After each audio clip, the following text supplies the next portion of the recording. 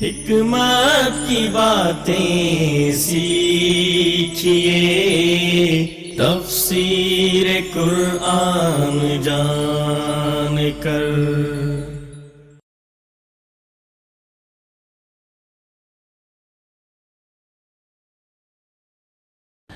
علم حاصل کرنے کے لیے ایک نرسری کا بچہ ہے نا، یا ایک کلاس 1 کا بچہ ہے، اس کے لیے بھی ہم جانتے ہیں کہ ان کی کوئی ٹیکسٹ بک ہوتی ہے جسے وہ پڑھتے ہیں۔ یہ ٹیکسٹ بک ہے ہماری، جس کو ہم ہاتھوں میں لیے بغیر ہی صرف سننا چاہتے ہیں۔ عجیب بات نہیں ہے؟ کل سے کوئی فرد ایسا نہیں ہوگا جو قرآن ہاتھ میں لے کر نہ بیٹھے، قرآن ہاتھ میں لے کر پڑھے، یقین دل کے اندر اترے گا۔ جب تک آپ اسے سامنے نہیں رکھیں گے، قرآن مجید بھی، اس کے ترجمے کو بھی، آپ کے دل کے اندر وہ یقین نہیں اترے گا۔ اور پڑھنے کا یہ کون سا انداز ہے؟ مجھے کوئی بچہ بتا دیجئے جو کسی کتاب کے بغیر اسکول جاتا ہو، یا کوئی بڑا بتا دیجئے جو کتاب کے بغیر پڑھتا ہو۔ اللہ کے کلام کے ساتھ یہ کیسا مذاق ہے کہ اس کے کلام کو ہم نے صرف سننے کی جگہ رکھا اور ادھر سے سنا اور ادھر سے نکال دیا۔ دوسری بات جو ہے، آپ مجھے یہ بتائیے کہ آپ کا کون سا بچہ ہے جو وداؤٹ یونیفارم جاتا ہے، اور وہ وداؤٹ یونیفارم جائے تو پھر اس کو فائن نہ ہو؟ تو اب بھی ایک یونیفارم کے ساتھ یہاں بیٹھیں گے، آپ جو ڈریس چاہے پہنے، لیکن ایک چیز آپ کی پہچان ہے، آپ کا سکارف۔ آپ نے سروں پر سکارف ضرور لیے ہیں، لیکن اب بہت دن ہو گیا، 7واں دن ہو گیا، تو آپ ضرور اپنے ہیڈ سکارف لے کر بیٹھیے تاکہ اللہ تعالیٰ کی رحمتیں ہوں۔ ایک نیت خالص ہوتی ہے، یقین اترتا ہے کہ ہم واقعی قرآن حکیم کے طالب علم ہیں، ہم واقعی علم کے لیے یہاں آتے ہیں، ورنہ تو انسان کیجول ہی رہتا ہے۔ تو کیجول ہو کے نہیں اللہ کی کتاب کو سیکھنا، آپ ایک لمحے کے لیے اس کے بارے میں سیریس ہوں گے اور کر لیں گے، آپ کے ایٹیچیوڈ میں واضح تبدیلی آئے گی، آپ خود اسے محسوس کریں گے انشاءاللہ تعالیٰ۔ تو اللہ تعالیٰ کی آپ پر رحمتیں ہوں۔ اللہ تعالیٰ کے لیے بیٹھنا ہے تو باقاعدہ بیٹھیے، فارملی بیٹھیے، جیسے آپ نماز میں فارمل ہوتے ہیں، اگرچہ ڈریس کوئی بھی پہن لیں، لیکن ڈریس کوڈ ضرور موجود ہے کہ آپ نے کس طرح کا ڈریس پہن کے اللہ کے آگے جانا ہے۔ تو اسی طرح سے جیسے ہم باقاعدہ طور پر ایک چیز کا علم حاصل کرنے کے لیے بیٹھیں، یہ انیشل لیول کا بھی ہو، تب بھی ہم نے اس کو پورے پروٹوکول کے ساتھ سیکھنا ہے انشاءاللہ تعالی۔ تو آپ کے ہاتھ قلم سے خالی نہ ہوں، جیسے اللہ رب العزت نے فرمایا کہ اس نے انسان کو قلم کے ذریعے سے علم سکھایا۔ نہ تو کتاب ہے نہ قلم ہے، کتاب اور قلم اور آپ کے ہیڈ سکارف، انشاءاللہ تعالی 3 چیزیں۔ کل کوئی ایسا نہ ہو کہ جس کے پاس یہ تینوں چیزیں نہ ہوں۔ اللہ تعالیٰ آپ پر اپنی رحمتیں نازل کرے۔ رکوع نمبر 9 کے ابتدائی حصے کی تلاوت سنتے ہیں۔ ظالم اور کون ہوگا جو اللہ تعالیٰ پر جھوٹ باندھے یا اس کی آیات کو جھٹلائے؟ ظالم یقیناً کامیاب نہیں ہوتے۔ اس آیت کریمہ کی وعید میں وہ تمام لوگ شامل ہیں جو سمجھتے ہیں کہ اللہ تعالیٰ کے سوا کسی اور کی بندگی کرنا جائز ہے، یا اللہ نے اپنے لیے کوئی بیٹا یا بیوی بنایا ہے۔ اس وعید میں وہ لوگ بھی شامل ہیں جنہوں نے اللہ کی باتوں کو، حق کو جھٹلایا، جنہیں لے کر انبیاء مبعوث ہوئے۔ ابو موسیٰ اشعری نے بیان کیا کہ نبی کریم صلی اللہ علیہ وسلم نے فرمایا، تکلیف دہ بات سن کر اللہ تعالیٰ سے زیادہ کوئی صبر کرنے والا نہیں ہے۔ مشرک کہتے ہیں اللہ تعالیٰ اولاد رکھتا ہے، جیسے عیسائیوں نے کہا عیسیٰ علیہ السلام اللہ کے بیٹے ہیں، اور پھر بھی وہ انہیں معاف کرتا ہے اور انہیں روزی دیتا ہے۔ صحیح بخاری کی 7378 نمبر روایت ہے۔ اور اللہ کی آیات کو جھٹلانے سے مراد ان دلائل کو جھٹلانا ہے جو اللہ کے نبی لے کر آئے حقیقت کو واضح کرنے کے لیے۔ اور جس دن ہم ان سب کو جمع کریں گے، پھر ہم ان لوگوں سے پوچھیں گے جنہوں نے شرک کیا کہ تمہارے وہ شریک کہاں ہیں جن کا تم گمان کیا کرتے تھے۔ اللہ تعالیٰ نے اہل شرک کے انجام کے بارے میں آگاہ فرمایا، مشرکین اور اہل کتاب نہ دنیا میں کامیاب ہوں گے اور نہ اس دن جس دن اللہ تعالیٰ انہیں جمع کرے گا، کیونکہ وہ ظالم ہے۔ پھر ان کا اس کے سوا کوئی عذر نہ ہوگا کہ وہ کہیں گے کہ قسم ہے اللہ تعالیٰ ہمارے رب کی، ہم مشرک نہ تھے۔ اب ان کے لیے کوئی فتنہ نہیں رہے گا. حشر کے میدان میں حقیقت سامنے آنے کے بعد ان کے پاس کوئی عذر بھی نہیں رہے گا. اللہ کے دربار میں بے اصل بے بنیاد عقائد دل سے نکل جائیں گے. ساری حقیقت واضح ہو جائے گی، لیکن نئی مصیبت پیش آئے گی کہ شرک سے انکار نجات کا باعث نہیں بن سکے گا، اس لیے کہ وہ فیصلوں کا دن ہوگا. وقت اب ہے اپنی فکر کرنے کا، اپنے جیسوں کی فکر کرنے کا. اللہ تعالیٰ توفیق عطا فرمائے. اللہ تعالیٰ فرماتے ہیں انظر، دیکھو.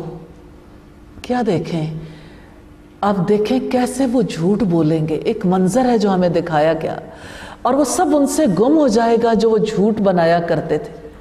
اب حقیقت کھل گئی سامنے آنے کے بعد یہ خود اپنے شرک کا انکار کر رہے ہیں، اور ان میں سے کچھ ایسے بھی ہیں جو آپ کی طرف کان لگاتے ہیں، حالانکہ ہم نے ان کے دلوں پر پردے ڈال دیے ہیں کہ وہ نہ سمجھیں، اور ان کے کانوں میں بوجھ رکھ دیا ہے. اگر وہ تمام نشانیاں دیکھ لیں تو بھی ان پر وہ ایمان نہیں لائیں گے.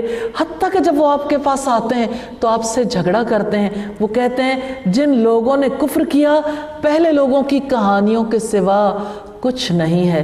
مشرک قرآن مجید کو سنیں تو ان کے دل اسے یاد نہیں رکھتے. اللہ کا کلام تو اس لیے کہ ہم سنیں، ہمارے دل یاد رکھیں اور زبانیں اس کا اظہار کریں، عمل اس کے مطابق ہو.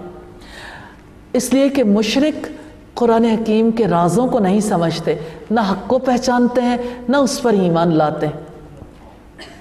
ابن عباس کہتے تھے، مشرک کہتے تھے جو تم ذبح کرتے ہو اور قتل کرتے ہو تو اسے کھا لیتے ہو، اور جسے اللہ تعالیٰ مار دیتا ہے تم اسے نہیں کھاتے اور تم اللہ کے حکم کی اتباع کرتے ہو. یعنی وہ مردار کھانے کے لیے دلیل دیتے تھے کہ اسے تو اللہ نے مارا، اسے کیوں نہ کھائیں. کہ تم جب خود ذبح کرتے ہو تو اسے کھا لیتے ہو. خود ذبح کر کے ہم اپنی مرضی سے نہیں کھاتے، ہمارے رب نے ہمیں حکم دیا ہے، اور اسی میں سب سے بڑی حکمت ہے. یہ ان کا محض کفر ہے کہ وہ کہتے ہیں کہ یہ پہلے لوگوں کی کہانیاں ہیں، حالانکہ پہلے لوگوں کے حقائق عبرت حاصل کرنے کے لیے، اور وہ اس سے لوگوں کو روکتے ہیں. کس سے؟ اللہ تعالیٰ کے کلام سے، اس کے رسول سے، اور خود بھی اس سے دور رہتے ہیں، اور اپنی جانوں کے سوا وہ کسی کو ہلاک نہیں کر رہے، اور وہ شعور نہیں رکھتے. اور کاش آپ دیکھیں کہ جب انہیں آگ پر کھڑا کیا جائے گا تو کہیں گے کاش ہم واپس بھیج دیے جائیں اور ہم اپنے رب کی آیات کو نہ جھٹلائیں اور ہم ایمان والوں میں سے ہو جائیں. قیامت کے دن جب آگ کے کنارے کھڑا کیا جائے گا، جب گردنوں میں توق ہوں گے، جب پاؤں میں بیڑیاں اور ہاتھوں میں زنجیریں ہوں گی، اس وقت وہ تمنا کریں گے کاش ہمیں دنیا میں واپس بھیج دیا جائے. ایک لمحے کے لیے سوچئے گا کہیں ہمارے عقائد تو ایسے نہیں ہیں جس کی وجہ سے کل ہمارا ایسا انجام ہونے والا ہو. اللہ تعالیٰ ہمیں اس سے بچا کے رکھے. بلکہ ان پر وہ چیز واضح ہو چکی جو وہ اس سے پہلے چھپایا کرتے تھے، اور اگر وہ واپس بھیج دیے جائیں تو یقیناً دوبارہ وہی کریں گے جس سے ان کو منع کیا گیا تھا، اور بلا شبہ وہ یقیناً جھوٹے ہیں. کافروں نے دل میں کفر چھپا کر رکھا تھا، اللہ تعالیٰ نے ان کے برے اعمال ظاہر کر دیے، اور انہوں نے کہا ان ہی الا حیاتنا الدنیا، کہ زندگی تو بس ہماری دنیا کی زندگی ہے اور ہم ہرگز اٹھائے جانے والے نہیں ہیں. اس عقیدے کی بنیاد پر کہ زندگی تو یہی زندگی ہے، ایک پاکیزہ اور بلند مرتبہ زندگی وجود میں نہیں لائی جا سکتی. دیکھیے کل عمر خیام نے کہا تھا eat drink and be merry tomorrow we may die، کہ کھاؤ پیو کل تو ہم نے مر جانا ہے، خوش ہو جاؤ. آج کی دنیا خوشی منانے کے لیے، آج آپ ایک بوتل پینا چاہتے ہیں، آپ کے پیچھے میسج دیا جاتا ہے کھا لے پی لے جی لے. بھلا کھانا پینا ہی جینا ہے، یہی زندگی ہے؟ اس بنیاد پر مجھے یہ بتائیے پاک زندگی کا پاک نظام، پاک معاشرہ کیسے وجود میں آ سکتا ہے؟ جو صرف کھانے کے لیے جینا چاہے وہ تو جانور ہے، جو صرف پینے کے لیے جینا چاہے وہ جانوروں کی سطح سے کیسے اٹھ سکتا ہے؟ تو انسان اس محدود دنیا کے اندر قید ہو کے رہ جاتا ہے اگر صرف کھانے پینے کے متعلق سوچے. آج ہم روزے رکھتے ہیں، کیا روزے سے پہلے ایسا تو نہیں کہ ہماری سوچ کھانے پینے میں ہی محدود ہو جاتی ہو؟ ضرور سوچئے گا اور جائزہ لیتے رہیے گا، کیونکہ جب انسان کی سوچ محدود ہو جاتی ہے تو اس کے محسوسات بھی محدود ہو جاتے ہیں، اس کے اندر کی دنیا میں حرص پیدا ہو جاتی ہے، وہ دنیا کا بندہ بن جاتا ہے، دنیا کے مال و متاع کا بندہ بن جاتا ہے، اس کی خواہشات پوری نہ ہو تو اپنے آپ کو محروم تصور کرتا ہے، اس کی ساری امیدیں ٹوٹ جاتی ہیں۔ شعور کی یہ محدودیت انسان کو گرا کر مٹی میں ملا دیتی ہے۔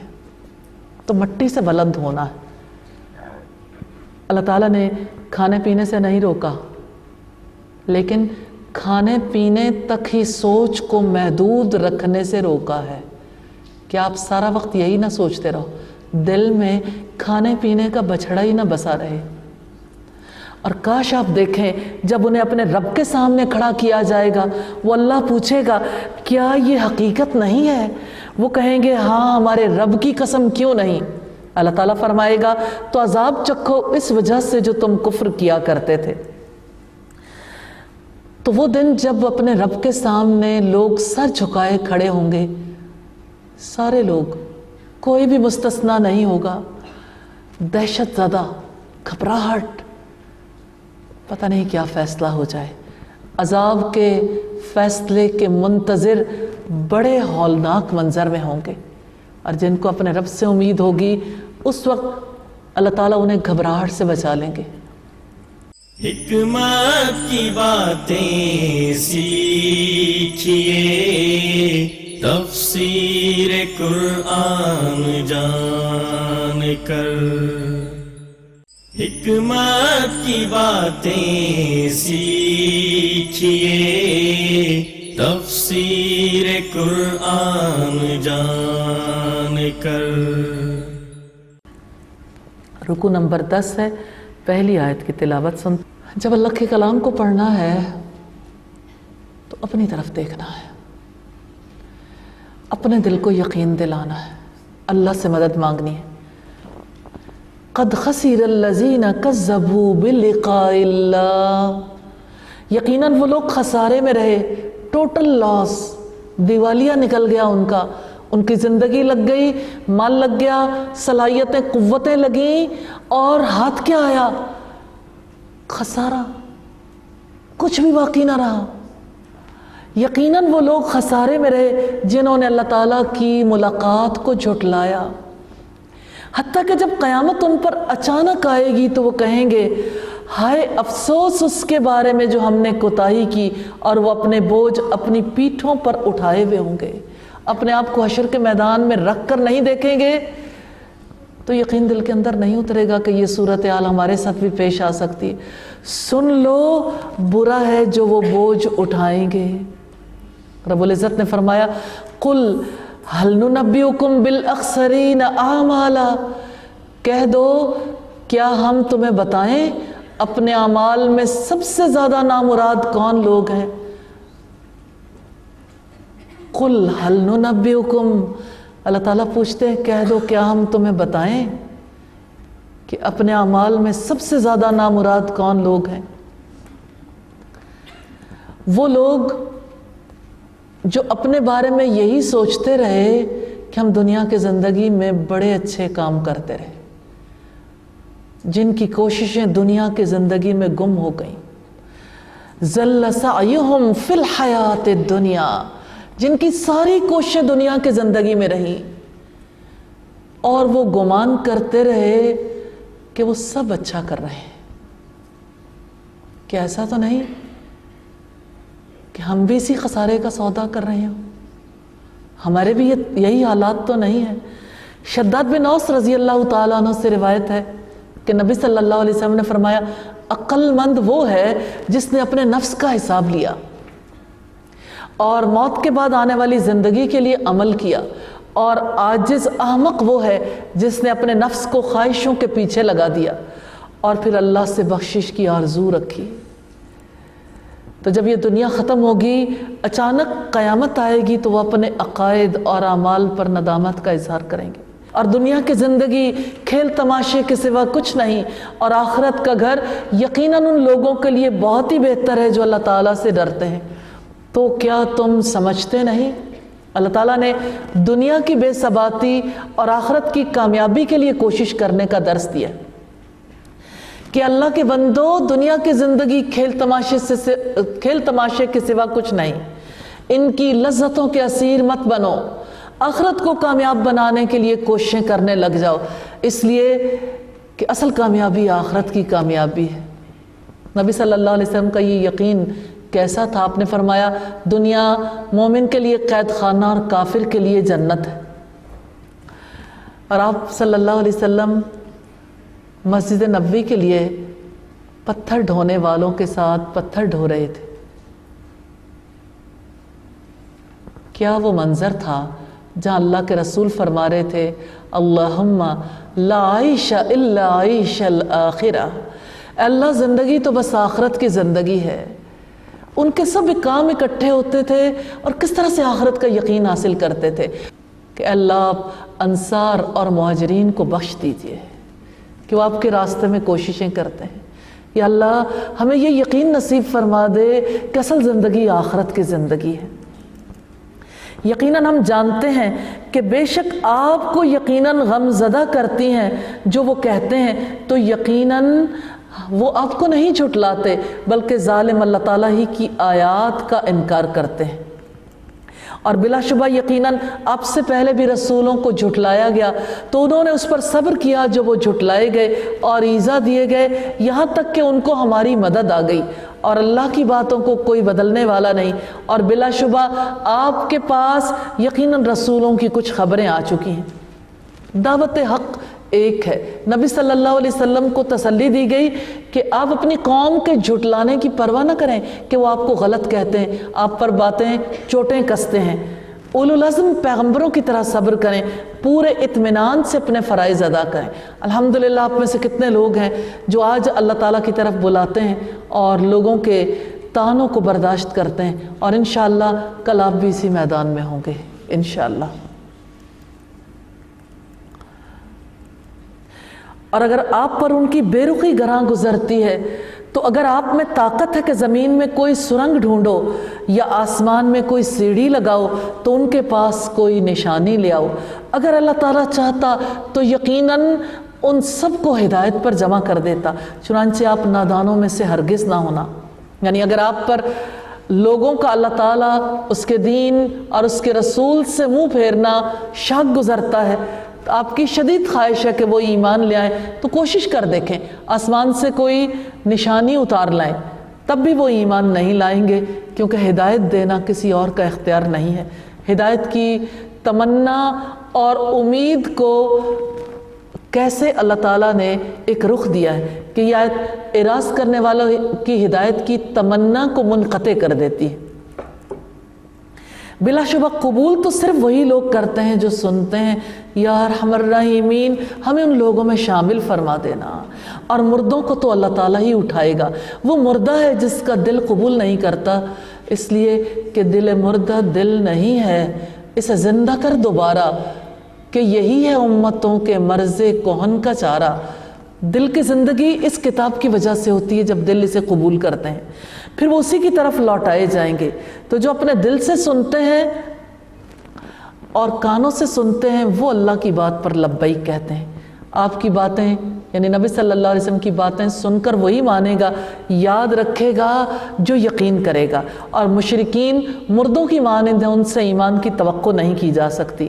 وَقَالُوا لَوْلَا نُزِّلَ عَلَيْهِ آیَةٌ مِّن رَبِّهِ، انہوں نے کہا اس پر اس کے رب کی طرف سے کوئی معجزہ کیوں نہیں اتارا گیا؟ آپ کہہ دیں یقیناً اللہ تعالیٰ اس پر قادر ہے کہ کوئی معجزہ اتارے، لیکن اکثر لوگ نہیں جانتے۔ اور زمین میں کوئی جانور اور کوئی پرندہ نہیں جو اپنے پروں سے اڑتا ہو مگر تمہاری طرح کی امتیں، ہم نے اپنی کتاب میں کوئی کمی نہیں چھوڑی۔ پھر یہ سب لوگ اللہ تعالیٰ کی طرف اکٹھے کیے جائیں گے، اور جن لوگوں نے ہماری آیات کو جھٹلایا وہ بہرے اور گونگے ہیں، اندھیروں میں پڑے ہیں۔ اللہ تعالیٰ جس کو چاہتا ہے بھٹکا دیتا ہے اور جس کو چاہتا ہے سیدھے راستے پر چلا دیتا ہے۔ وہ کون سے اندھیرے ہیں جن میں آیات کو جھٹلانے والے پڑے رہتے ہیں؟ یہ کفر کے، جہالت کے، ظلم کے، نافرمانی کے، خواہش پرستی کے، نفس پرستی کے اندھیرے ہیں۔ جو لوگ حق کو جھٹلاتے ہیں، کس طرح سے وہ اس دعوت پر شک کا اظہار کرتے ہیں، اور جو حق الیقین رکھتے ہیں کہ یہ دعوت سچی دعوت ہے، فطرت کے مطابق ہے، اللہ کا پیغام ہے، تو وہ اس دعوت کو سب سے بڑھ کر قبول کرنے والے ہوتے ہیں۔ آپ کہہ دیں تمہارا کیا خیال ہے، اللہ تعالیٰ نے آپ سے پوچھا ہے، ہم سے پوچھا ہے، آپ کا کیا خیال ہے اگر تم پر اللہ تعالیٰ کا عذاب آ جائے؟ سوچیں، غور کریں، یا تم پر قیامت آ جائے تو کیا تم اللہ کے سوا غیر کو پکارو گے اگر تم سچے ہو؟ وہ کون ہے جس کو مصیبت زدہ پکارتا ہے؟ اللہ تعالیٰ نے اپنے رسول سے کہا مشرکوں سے کہہ دو جب تم رنج و غم میں گر جاتے ہو تو یہ بتاؤ کس کو پکارتے ہو، بلکہ تم اسی کو پکارو گے، پھر اگر وہ چاہے گا تو اس مصیبت کو دور کر دے گا جس کی طرف تم اسے پکارو گے، اور تم ان سب کو بھول جاؤ گے جنہیں تم شریک بناتے ہو۔ یعنی تم مصائب میں تو اخلاص کے ساتھ، یقین کے ساتھ اللہ تعالیٰ سے دعائیں کرتے ہو کہ اللہ تعالیٰ نفع اور نقصان کا مالک ہے، مجبور کی دعائیں سنتا ہے اور قبول کرتا ہے، تو جب اللہ تعالیٰ کو انعامات عطا کرتا ہے، جب تم خوشی کی حالت میں ہوتے ہو، اس وقت یقین کیوں نہیں کرتے؟ رکوع نمبر 11 ہے، آئیے تلاوت سنتے ہیں پہلی آیت کی۔ بلا شبہ یقیناً آپ سے پہلے بھی ہم بہت سی امتوں میں رسول بھیج چکے ہیں، پھر ہم نے ان کو تنگ دستی اور تکلیف میں پکڑا تاکہ وہ عاجزی اختیار کریں۔ رسولوں نے ایمان، توحید اور اللہ کی عبادت کی طرف بلایا، اور اللہ تعالیٰ نے ان پر رحم کرتے ہوئے آفتیں اور مصیبتیں بھیجی، ان کی گرفت کی تاکہ وہ عاجزی اختیار کریں، تاکہ وہ اللہ کے آگے گڑ گڑائیں اور سختی کی وجہ سے اللہ سے پناہ طلب کریں۔ پھر جب ان پر ہمارا عذاب آیا تو انہوں نے کیوں نہ عاجزی اختیار کی، بلکہ ان کے دل سخت ہو گئے اور شیطان نے ان کے لیے خوشنما بنا دیا جو وہ عمل کرتے تھے۔ سو جب انہوں نے اس نصیحت کو بھلا دیا جو انہیں کی گئی تھی،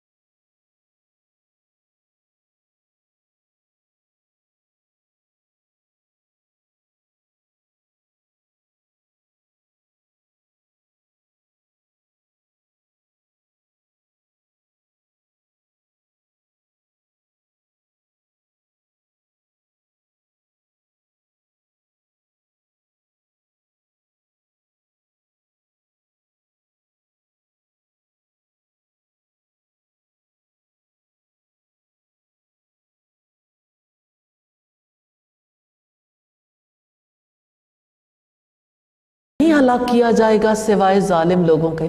ایک دفعہ پھر ذہن میں تازہ کر لیجئے کہ ان آیات کے نزول کے وقت 70,000 فرشتے اللہ کی تسبیح بیان کر رہے تھے، یعنی مسلسل یہ نغمہ پوری کائنات میں گونج رہا تھا۔ کس طرح سے اس کے درمیان میں کتنی خوبصورتی سے وحی نازل ہو رہی تھی۔ اور ہم رسولوں کو خوشخبری دینے والے اور ڈرانے والے ہی بنا کر بھیجتے ہیں۔ پھر جو لوگ ایمان لائیں اور اصلاح کریں تو ان پر نہ کوئی خوف ہوگا نہ وہ غمگین ہوں گے۔ انبیاء کی ذمہ داری ہے کہ لوگوں کو اللہ تعالیٰ کی طرف بلائیں، جنت کی خوشخبری دیں، جہنم سے ڈرائیں۔ ان کی یہ ذمہ داری نہیں ہے کہ کافروں کی خواہش اور ان کی منشا کے مطابق اللہ تعالیٰ سے نشانیاں طلب کرتے رہیں۔ اور جن لوگوں نے ہماری آیات کو جھٹلایا تو ان کو عذاب پہنچے گا اس وجہ سے کہ وہ نافرمانی کیا کرتے تھے۔ آپ کہہ دیں میں تم سے یہ نہیں کہتا کہ میرے پاس اللہ تعالیٰ کے خزانے اور نہ ہی میں غیب کو جانتا ہوں، اور نہ میں تم سے یہ کہتا ہوں کہ میں یقیناً کوئی فرشتہ ہوں، نہیں میں پیروی کرتا مگر جو میری طرف وحی کی جاتی ہے۔ آپ کہہ دیں کیا اندھا قل هل يستوي الأعمى والبصير، آپ کہہ دیں کیا اندھا اور آنکھوں والا برابر ہو سکتا ہے؟ تو کیا تم غور و فکر نہیں کرتے؟ یعنی جو اپنی آنکھوں سے دیکھتا ہے اور جو دیکھ نہیں سکتا، یعنی جو حقائق کو پہچان سکتا ہے اور جو نہیں پہچان سکتا، کیا یہ دونوں برابر ہو سکتے ہیں؟ رکوع نمبر 12 ہے، پہلی آیت کی تلاوت سنیں گے۔ ان کو خبردار کر دیں جو یہ خوف رکھتے ہیں کہ انہیں اپنے رب کی طرف جمع کیا جائے گا، کہ اس کے سوا نہ ان کا کوئی حمایت کرنے والا ہوگا اور نہ کوئی سفارش کرنے والا تاکہ وہ بچ جائیں۔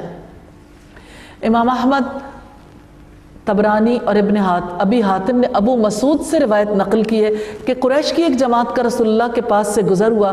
آپ کے پاس خباب بن ارت، صہیب رومی اور بلال حبشی بیٹھے ہوئے تھے۔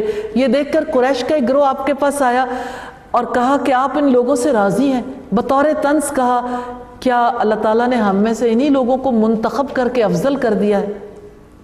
اگر آپ ان لوگوں کو اپنے سے ہٹا دیں تو ہم آپ کی اتباع کریں گے۔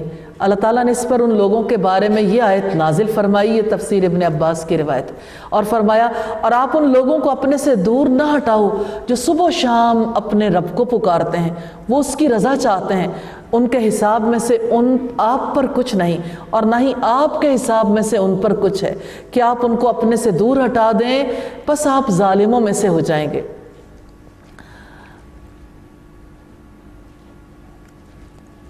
اور اسی طرح ہم نے انہیں ایک دوسرے سے آزمایا ہے تاکہ وہ کہیں کہ کیا یہی وہ لوگ ہیں جن پر ہمارے درمیان اللہ تعالیٰ نے احسان کیا ہے؟ کیا اللہ تعالیٰ شکر گزار بندوں کو زیادہ جاننے والا نہیں ہے؟ محتاج اور فقیر مسلمان دنیا میں تو لوگوں کے طنز کا نشانہ بنتے ہیں، ان کو لوگ حقیر سمجھتے ہیں، لیکن سیدنا جابر بن عبداللہ سے روایت رسول اللہ صلی اللہ علیہ وسلم نے فرمایا محتاج اور فقیر مسلمان مالداروں سے 40 سال پہلے جنت میں جائیں گے۔ ترمذی کی روایت ہے 2355 نمبر پر۔ اور جب آپ کے پاس وہ آئیں جو ہماری آیات پر ایمان رکھتے ہیں تو آپ کہہ دیں تم پر سلام ہو، تمہارے رب نے اپنی ذات پر رحمت لازم کر رکھی ہے، یقیناً جو تم میں سے نادانی میں کوئی برائی کر بیٹھے پھر اس کے بعد توبہ کی اور اصلاح کر لی تو یقیناً وہ بے حد بخشنے والا نہایت رحم والا ہے۔ سیدنا ابو ہریرہ رضی اللہ تعالیٰ عنہ روایت کرتے ہیں رسول اللہ نے فرمایا جب اللہ تعالیٰ نے مخلوق کو پیدا کیا تو اپنی کتاب میں لکھا اور وہ کتاب اس کے پاس عرش پر موجود ہے کہ میری رحمت میرے غضب پر غالب آ گئی ہے۔ یہ مسلم کی روایت ہے۔ اور ہم اسی طرح آیات کو تفصیل سے بیان کرتے ہیں اور تاکہ مجرموں کا طریقہ خوب واضح ہو جائے۔ رکوع نمبر 13 کی پہلی آیت کی تلاوت سنیں گے۔ آپ کہہ دیں اللہ تعالیٰ کے سوا تم جنہیں پکارتے ہو مجھے ان کی عبادت سے بالکل روکا گیا ہے۔ آپ کہہ دیں میں تمہاری خواہشات کے پیچھے نہیں چلوں گا، اس وقت تو میں گمراہ ہو جاؤں گا اور ہدایت پانے والوں میں سے نہ ہوں گا۔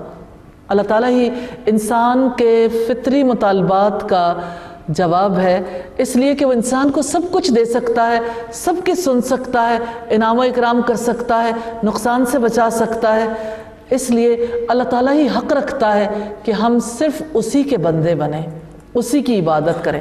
آپ کہہ دیں کہ میں اپنے رب کی طرف سے ایک واضح دلیل پر ہوں اور اس کو تم نے جھٹلا دیا جس کی تم جلدی مچاتے ہو وہ میرے پاس نہیں ہے، فیصلہ صرف اللہ تعالیٰ کا ہے، وہی حق بیان کرتا ہے اور وہ فیصلہ کرنے والوں میں سے بہترین ہے۔ یعنی اللہ رب العزت نے فرمایا کہ تم لوگوں نے اللہ کی وحی کو جھٹلا دیا ہے، تم نے قرآن و سنت کو جھٹلا دیا ہے، اللہ کے اوامر و نواہی کو جھٹلا دیا ہے۔